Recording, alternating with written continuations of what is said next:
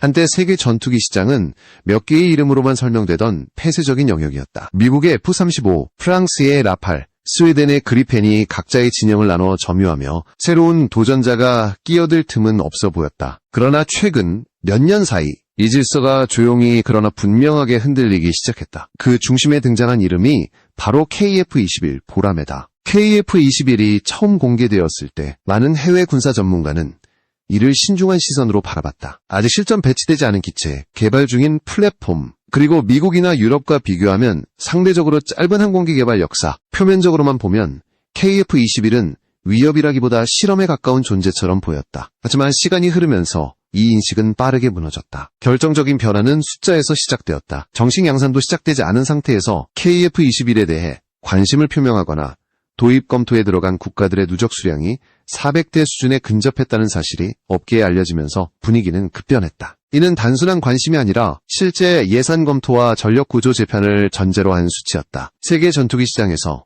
예약이라는 표현이 쓰일 정도의 반응은 매우 이례적이다. 이 시점부터 KF-21은 더 이상 기술 시연용 시제품이 아니었다. 글로벌 전투기 시장의 판도를 흔들 수 있는 실질적인 변수로 인식되기 시작했다. 특히 미국 중심의 고가 스텔스 전투기 전략에 부담을 느끼던 중견 국가들에게 KF-21은 현실적인 대안으로 떠올랐다. F-35는 분명 현존 최강의 스텔스 전투기 중 하나다. 그러나 그 강점은 동시에 약점이기도 하다. 높은 도입 비용, 막대한 유지비, 미국 중심의 운용 통제 구조, 그리고 정치적 제약. 이 모든 요소는 전투기 도입을 단순한 군사 문제가 아닌 외교와 경제의 문제로 만들었다. 바로 이 틈을 KF-21이 파고들기 시작한 것이다. KF-21은 완전한 스텔스 전투기로 분류되진 않지만 최신 ASA 레이더, 네트워크 중심전 능력, 현대화된 항전 시스템을 기반으로 실질적인 전장 효율을 극대화하는 방향으로 설계되었다. 즉, 모든 임무를 스텔스에 의존하는 방식이 아니라 합리적인 은폐 성능과 높은 가용성을 결합한 접근법이다. 이는 다수의 국가가 실제로 필요로 하는 전력 형태와 정확히 맞아떨어졌다. 여기에 가격 경쟁력이 더해졌다. 동일한 예산으로 F-35 한 대를 도입하는 대신 KF-21 2대 혹은 그에 준하는 전력을 확보할 수 있다는 계산은 군 수뇌부에게 매우 설득력 있게 다가왔다. 전투기는 숫자와 가용성이 곧 전력이다. 아무리 뛰어난 기체라도 유지할 수 없으면 의미가 없다. KF-21은 이 현실적인 문제를 정면으로 건드렸다. 이러한 흐름은 기존 강자들에게 즉각적인 긴장 신호로 전달되었다. 미국은 공식적으로 KF-21을 경쟁자로 언급하지 않지만 내부 보고서와 시장 분석에서는 이미 한국 전투기 산업을 주요 변수로 분류하기 시작했다. 프랑스와 스웨덴 역시 기존 고객국들의 재검토 움직임에 민감하게 반응하고 있다. 중요한 점은 KF-21의 등장이 단순한 제품 경쟁을 넘어 구조적인 변화를 촉발하고 있다는 사실이다. 과거에는 전투기 도입이 특정 진영에 편입되는 상징적 행위였다면 이제는 기술과 비용, 자율성을 기준으로 한 선택으로 변화하고 있다. 한국은 이 변화의 한복판에서 새로운 선택지를 제시하고 있다. KF-21이 가진 또 하나의 강점은 개발과 생산 과정의 유연성이다. 일부 국가들은 단순 구매자가 아니라 생산과 유지 보수, 향후 개량 프로그램에 직접 참여할 수 있는 구조에 주목하고 있다. 이는 단순한 무기 수입을 넘어 자국 항공산업의 성장으로 이어질 수 있는 기회를 의미한다. 이처럼 KF-21을 둘러싼 이야기는 더 이상 한 국가의 방산 성공 사례에 그치지 않는다. 이는 세계 전투기 시장이 어디로 향하고 있는지, 그리고 기존의 절대 강자들이 왜 불안해하고 있는지를 보여주는 명확한 신호다. 보라매의 등장은 조용했지만 그 파장은 이미 전 세계로 퍼지고 있다. 이제 질문은 단순하다. KF-21은 어떻게 이 지점까지 도달했는가? 그리고 왜 이렇게 많은 국가들이 동시에 움직이기 시작했는가? 이 물음에 대한 답은 단순한 기술 설명으로는 부족하다. 그 이면에는 전략, 정치, 그리고 전쟁의 방식 자체가 변하고 있다는 더 큰 흐름이 존재한다. KF-21이 단기간에 세계 전투기 시장의 중심 화두로 떠오른 이유는 단순히 성능이나 가격 하나로 설명되지 않는다. 핵심은 왜 많은 국가들이 F-35를 다시 계산하기 시작했는가에 있다. 이 변화는 기술의 문제가 아니라 전략의 문제이며 바로 그 지점에서 KF-21은 정확한 타이밍에 등장했다. F-35를 도입한 국가들조차 내부적으로는 공통된 고민을 안고 있다. 초기 도입 비용보다 더 무거운 부담은 장기 운용 비용이다. 정비 주기, 부품 수급, 소프트웨어 업데이트, 그리고 미국 주도의 통제 구조는 시간이 지날수록 부담으로 작용한다. 특히 작전 운용 데이터와 임무 소프트웨어에 대한 접근 제한은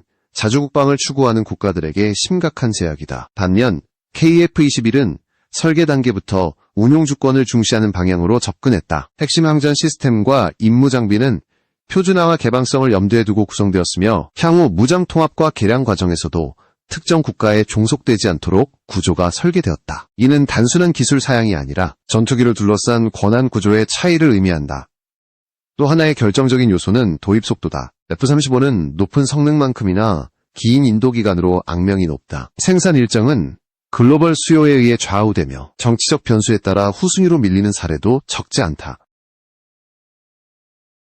전력 공백을 빠르게 메워야 하는 국가 입장에서는 이 점이 치명적이다. KF-21은 상대적으로 유연한 생산 일정과 단계적 전력화가 가능하다는 점에서 전장 환경의 변화 역시 KF-21에게 유리하게 작용하고 있다. 현대전쟁은 단일 기체의 은폐 성능만으로 승부가 갈리지 않는다. 네트워크 중심 작전, 다수 기체의 동시 투입, 무인기와의 협업, 그리고 유지 가능한 출격 횟수가 전투 결과를 좌우한다. 이러한 환경에서 고가의 소수 정예 전력보다 합리적인 성능의 다수 전력이 더 효과적인 선택이 되는 경우가 늘고 있다. KF-21은 바로 이 지점을 파고든다. 완전한 스텔스에 모든 것을 걸지 않고 센서 융합과 전자전 대응 능력, 그리고 현대적인 데이터 링크를 통해 실질적인 전장 생존성을 확보하는 방식이다. 이는 많은 공군이 실제로 요구하는 작전 시나리오와 일치한다. 보여주기식 최상의 성능보다 지속 가능한 전투 능력이 우선이라는 인식이 확산되고 있는 것이다.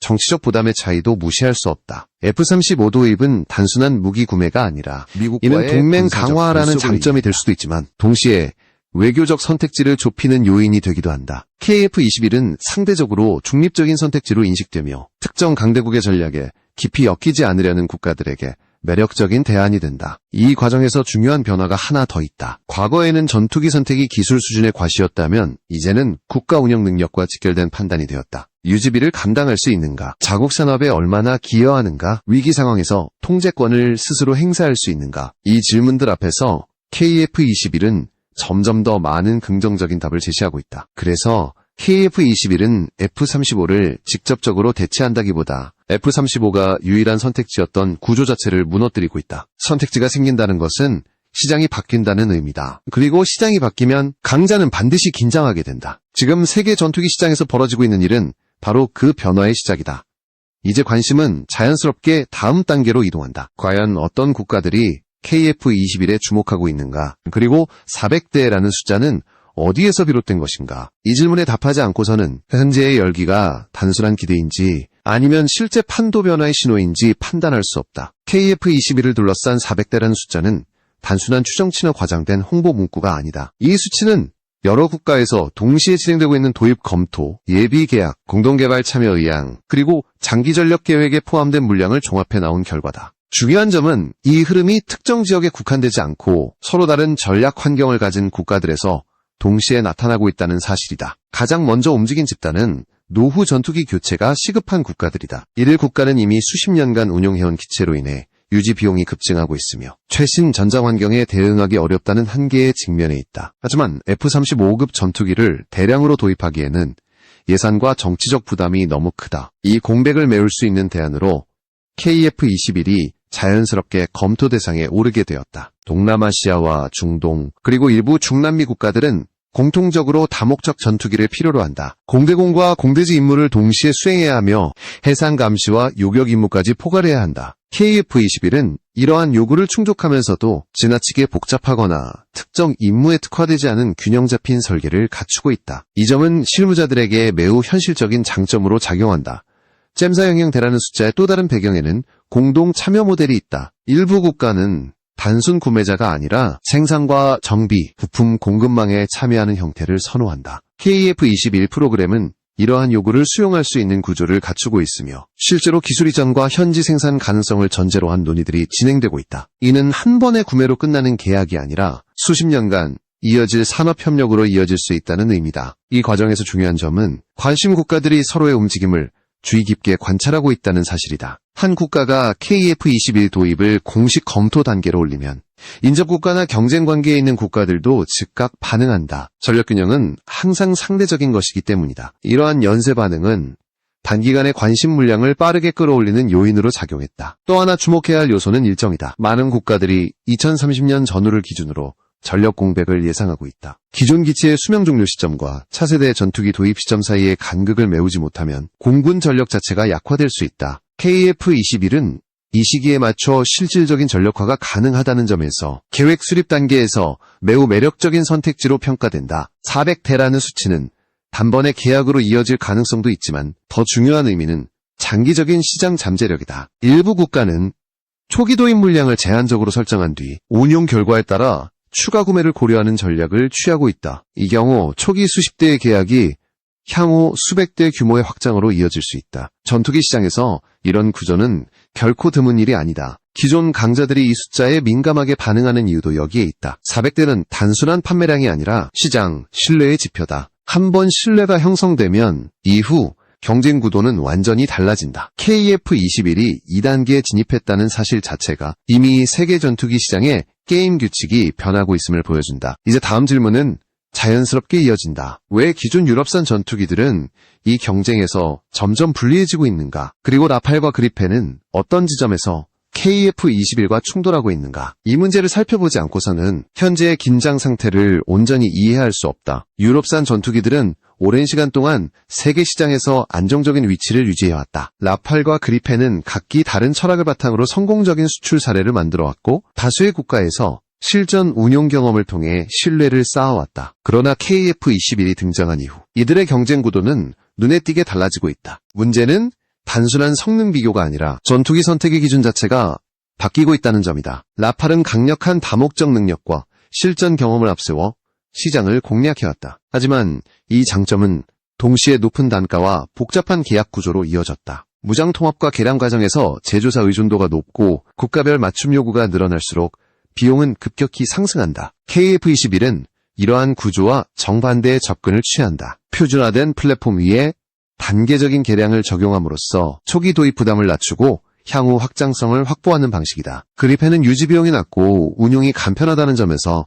오랫동안 합리적인 선택지로 평가받아왔다. 그러나 최근 전장 환경에서는 센서 융합과 네트워크 능력이 점점 더 중요해지고 있다. 이 영역에서 KF-21은 최신 전자장비와 데이터 처리 능력을 기반으로 더 넓은 확장 가능성을 제시한다. 단순히 싸고 쉬운 전투기가 아니라 향후 수십 년간 진화할 수 있는 플랫폼이라는 점이 차이를 만든다. 또 하나의 중요한 요소는 산업 참여다. 유럽산 전투기는 대부분 핵심 기술이 제조국에 집중되어 있으며 구매국의 산업 참여 범위가 제한적이다. 반면 KF-21 프로그램은 상대적으로 개방적인 구조를 갖추고 있어 부품 생산과 정비, 향후 개량 사업에 구매국이 직접 참여할 수 있는 여지가 크다. 이는 전투기를 단순한 무기가 아니라 산업 투자 대상으로 바라보는 국가들에게 강력한 매력으로 작용한다. 정치적 변수 역시 무시할 수 없다. 유럽 방산 시장은 복잡한 내부 이해관계와 수출 규제로 인해 계약 과정이 길어지고 불확실성이 커지는 경우가 많다. KF-21은 비교적 단순한 의사결정 구조와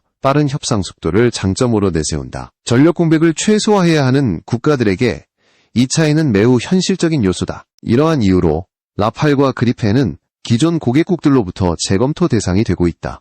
이는 성능이 부족해서가 아니라 시대가 요구하는 조건이 바뀌었기 때문이다. 과거에는 검증된 플랫폼이 최우선이었다면 이제는 유연성, 비용, 주권, 그리고 장기적인 발전 가능성이 핵심 기준으로 떠올랐다. KF-21은 바로 이 변화의 흐름에 정확히 올라타 있다. 완전히 새로운 시장을 창출했다기보다 기존 시장의 기준을 재정의하고 있다. 이 과정에서 유럽산 전투기들이 느끼는 긴장은 단기적인 판매 감소에 대한 우려가 아니라 자신들이 의존해온 경쟁 논리가 더 이상 통하지 않을 수도 있다는 불안에서 비롯된다. 이제 마지막으로 살펴봐야 할 것은 이 모든 변화를 가능하게 만든 한국의 전략이다. KF-21은 우연히 성공한 프로젝트가 아니다. 그 배경에는 장기간에 걸쳐 준비된 산업정책과 정치적 판단이 존재한다. 이 점을 이해해야만 현재의 상황이 일시적인 현상이 아닌 구조적 변화임을 알 수 있다. KF-21의 등장은 단순히 하나의 전투기가 성공적으로 개발되었다는 의미를 넘어선다. 이 프로젝트의 핵심은 기술 그 자체보다 한국이 선택한 전략에 있다. 수십 년간 한국은 전투기를 도입하는 국가였지만 KF-21을 기점으로 완전히 다른 위치에 서기 시작했다. 구매자가 아니라 설계자이자 공급자로 이동한 것이다. 이 변화의 출발점은 현실적인 판단이었다. 최상위 스텔스 전투기를 단기간에 독자 개발하는 것은 기술적, 재정적으로 위험이 크다. 대신 한국은 이미 확보한 항공기술과 해외 협력을 기반으로 단계적으로 완성도를 끌어올릴 수 있는 플랫폼 전략을 선택했다. KF-21은 처음부터 완성형이 아니라 성장형 전투기로 기획되었다. 이 점이 장기적으로 엄청난 차이를 만들어냈다. 산업 측면에서 KF-21은 단일 무기체계가 아니다. 항공기 구조 설계, 항전 장비, 레이더, 엔진, 통합, 소프트웨어까지 방대한 산업 생태계를 동시에 끌어올리는 프로젝트다. 이 과정에서 축적된 기술과 경험은 차세대 무인기, 수송기, 심지어 민간 항공산업으로까지 확장될 수 있다. 해외 국가들이 KF-21에 관심을 보이는 이유 중 하나도 바로 이 산업적 파급력이 있다.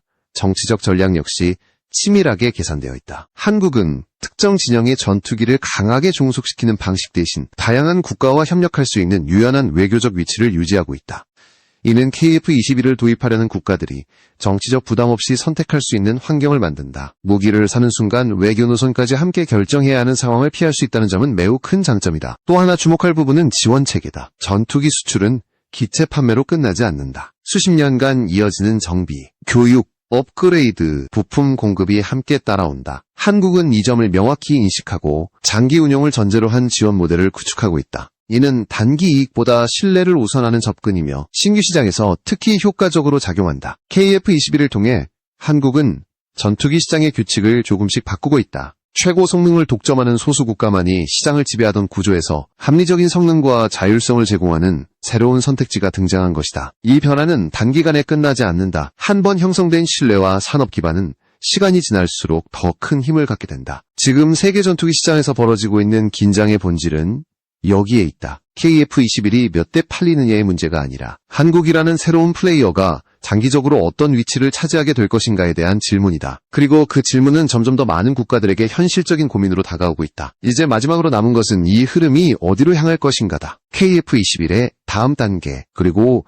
세계 전투기 시장의 미래는 어떤 모습이 될 것인가. 이 결론을 살펴보지 않고서는 지금의 변화가 가진 의미를 완전히 이해할 수 없다. KF-21을 둘러싼 현재의 움직임은 단기적인 유행이나 일시적인 관심으로 설명하기 어렵다. 지금 벌어지고 있는 변화는 세계 전투기 시장의 구조 자체가 재편되는 과정에 가깝다. 과거에는 소수 강대국이 기술과 규칙을 독점했고 다른 국가는 그 선택지 안에서만 결정을 내려야 했다. 그러나 KF-21의 등장은 이 공식의 균열을 만들었다. 앞으로 전투기 시장에서 가장 중요한 기준은 최고 성능이 아니라 균형이 될 가능성이 크다. 스텔스, 센서, 모장, 네트워크, 그리고 비용과 운용 자율성 사이의 균형이다. KF-21은 바로 이 지점에서 독특한 위치를 차지한다. 모든 영역에서 극단을 추구하지 않지만 어느 하나도 뒤처지지 않는 설계는 다수 국가가 실제로 요구하는 조건과 정확히 맞아떨어진다. 또한 KF-21은 고정된 완성품이 아니다. 향후 단계적 개량을 통해 성능을 지속적으로 끌어올릴 수 있는 여지를 남겨두고 있다. 이는 도입국 입장에서 전투기를 단기 자산이 아닌 장기 투자 대상으로 인식하게 만든다. 시간이 지날수록 기체의 가치가 상승할 수 있다는 기대는 구매 결정에 결정적인 영향을 미친다. 이러한 흐름 속에서 기존 강자들의 전략도 변화를 강요받고 있다. 더 이상 가격과 정치적 영향력만으로 시장을 장악하기 어려워지고 있으며 도입국의 자율성과 산업 참여 요구를 무시할 수 없는 상황이 되었다. KF-21은 이 요구를 가장 먼저 그리고 가장 현실적인 형태로 충족시킨 사례다. 중요한 점은 한국이 이 위치에 오기까지 단기간의 성과에 의존하지 않았다는 사실이다. 오랜 기간, 축적된 기술, 실패를 감수한 투자, 그리고 단계적 접근이 있었기에 가능한 결과다. KF-21은 그 과정의 결과물이자 동시에 다음 단계로 나아가기 위한 출발점이기도 하다. 앞으로 KF-21이 실제로 몇 대가 수출되느냐보다 더 중요한 질문은 이것이다. 한국이 제시한 이 모델이 세계 전투기 시장의 새로운 표준으로 자리 잡을 것인가? 만약 그렇다면 보라매의 등장은 단순한 성공 사례가 아니라 한 시대의 전환점으로 기록될 것이다. 지금 이 순간에도 세계 각국의 군 관계자들과 정책 결정자들은 같은 질문을 던지고 있다. 이제 전투기 선택은 누구를 따라갈 것인가의 문제가 아니라 어떤 미래를 선택할 것인가의 문제로 바뀌고 있다. 그리고 그 선택지 가운데 KF-21은 분명히 중심에 서